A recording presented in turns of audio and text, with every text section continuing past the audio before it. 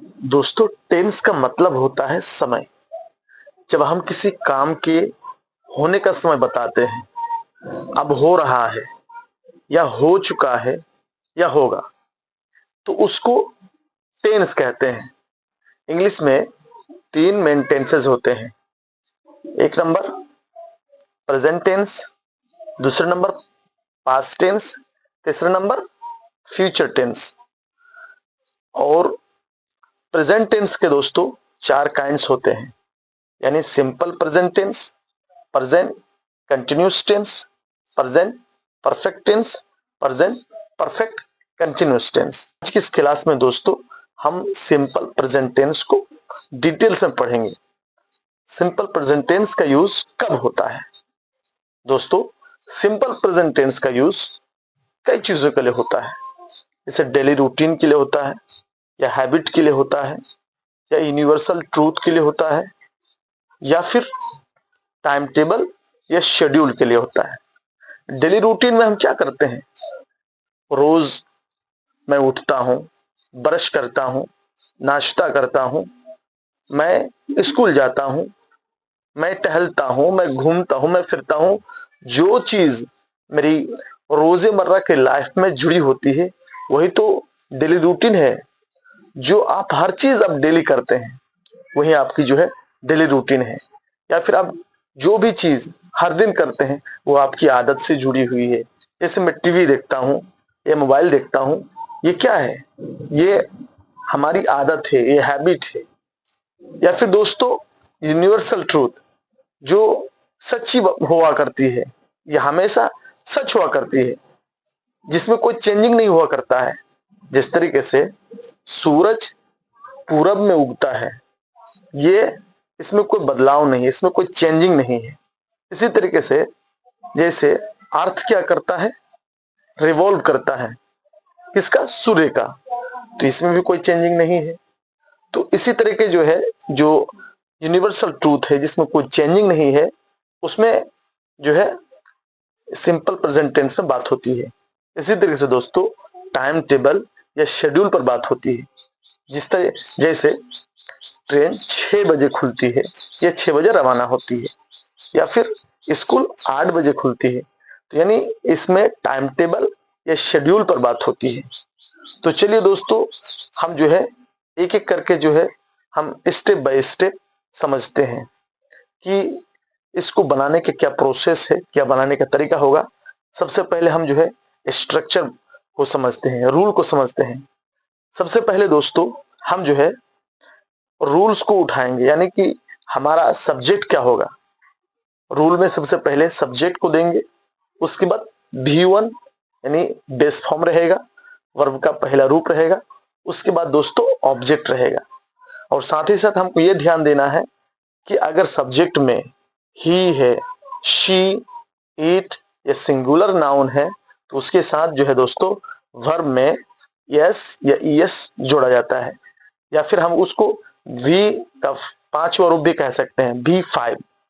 तो ही, she, it या singular noun के साथ दोस्तों हम वर्ब का 5वां रूप देंगे। जैसे मैं सुबह 6 बजे उठता हूं, I wake up morning at 6 AM। मैं नाश्ता करता हूं, आई टेक ब्रेकफास्ट। उसी तरीके से दोस्तों मैं घूमता हूं, आई वॉक। ये हमारी डेली रूटीन है। वो खाना बनाती है, शी कुक्स फूड। वो चाय पीती है, शी टेक्स टी। ये डेली रूटीन है जो रोजमर्रा की बात होती है। दोस्तों जो यूनिवर्सल ट्रूथ है, जो जिसमें कोई चेंजिंग नहीं हुआ करता है, जैसे the sun rises in the east, या फिर earth revolves around the sun. जो पृथ्वी है सूर्य के चारों ओर चक्कर लगाती है। दोस्तों फैक्ट्स, हम किसी फैक्ट्स के बारे में बताते हैं। कोई व्यक्ति है जिसके बारे में हम जानते हैं कि वो कहाँ रहता है, हम उसके बारे में बताते हैं कि मोहन लिव्स इन दिल्ली।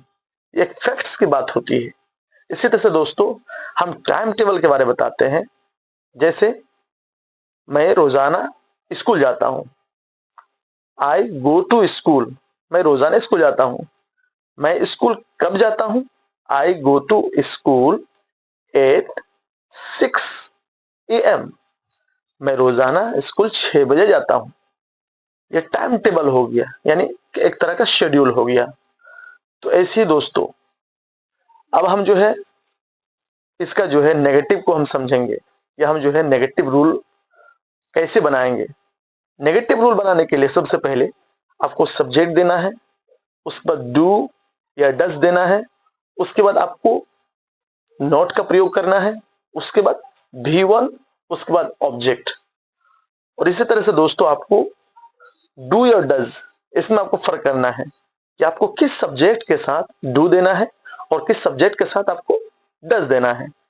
आपको मैंने आप पहले बताया कि ही, शी, इट या सिंगुलर नाउन के साथ आपको V5 देना है, यानी जो बेस फॉर्म है वर्ब का उसके साथ यस या ईएस जोड़ना है।